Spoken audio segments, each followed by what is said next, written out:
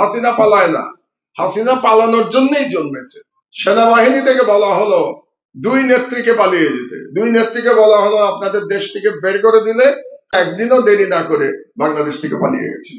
প্রথমবারের মতো কিন্তু শেখ হাসিনা পলায় নাই, এটা শেখ হাসিনার 3য়-বারের পলায়ন, এটা আপনারা ভুলবেন না। ইতিহাস সঠিকভাবে আমাদের সবার জানতে হবে। 3 বার পালিয়েছে শেখ হাসিনা, এটা 3য়-বারের পলায়ন। 3 বার, প্রথমবার কবে পালিয়েছে?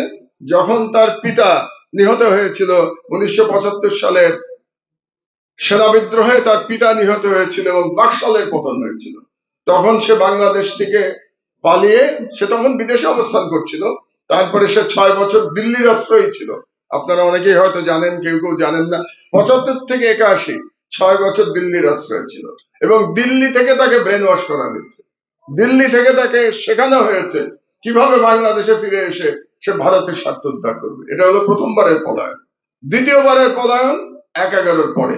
1/11 পরে যখন সেনাবাহিনী থেকে বলা হলো 2 নেত্রীকে পালিয়ে যেতে, 2 নেত্রীকে বলা হলো আপনাদের দেশ থেকে বের করে দিলে আপনারা বেরিয়ে যাবেন, তাহলে আপনাদের বিরুদ্ধে কোনো মামলা দেওয়া হবে না। শেখ হাসিনা একদিনও দেরি না করে বাংলাদেশ থেকে পালিয়ে গেছিল। শেখ হাসিনা, বেগম খালেদা জিয়া পালান নাই, শি রিফিউজড। তিনি বলেছিলেন আমি বাংলাদেশ ছেড়ে যাব না। আমি ইতিহাসে নিয়ে লেখাপড়া করি, এই জন্য আপনাদেরকে জানাচ্ছি। যখন বেগম খালেদা জিয়া বললেন যে আমি যাব না, তখন একটা মজার ঘটনা ঘটলো। তখন তো পলিটিক্যালি বেগম খালেদা জিয়া জিতে গেলেন হাসিনার উপরে, কারণ তিনি আর্মিকে চ্যালেঞ্জ করলেন, মঈনকে চ্যালেঞ্জ করলেন, চ্যালেঞ্জ করে বললেন আমি যাব না, আর হাসিনা পালিয়ে গেল। তো রাজনৈতিক ভাবে হাসিনা পরাজিত হয়ে গেল।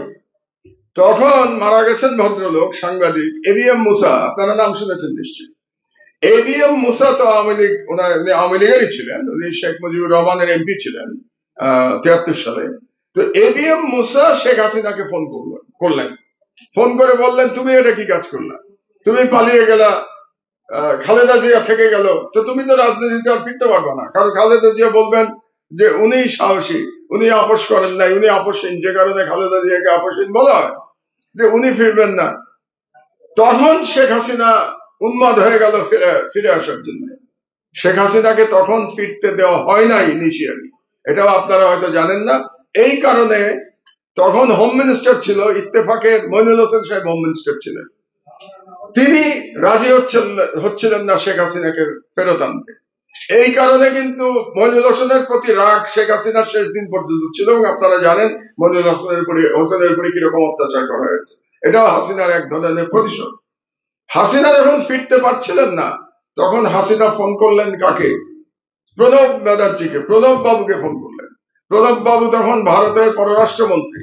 প্রণব বাবুকে ফোন করে বললেন যে আমাকে তো আসতে দিচ্ছে না, এখন আমি না আসলে তো রাজনৈতিক ভাবে আমি জিরো হয়ে যাবো, তো বেগম খালেদা জিয়া হিরো হয়ে যাবে। তখন প্রণব মুখার্জি ফোন করলেন মঈনকে, এবং মঈনকে বাধ্য করলেন যাতে শেখ হাসিনাকে ফিরে আসতে পারে। এটা হলো দ্বিতীয় পলায়নের কাহিনী। এবার হলো তৃতীয় পলায়ন। কাজে শেখ হাসিনা ওই যে বলে না হাসিনা পালায় না, হাসিনা পালানোর জন্যই জন্মেছে। হাসিনা পালায় না মানে কি?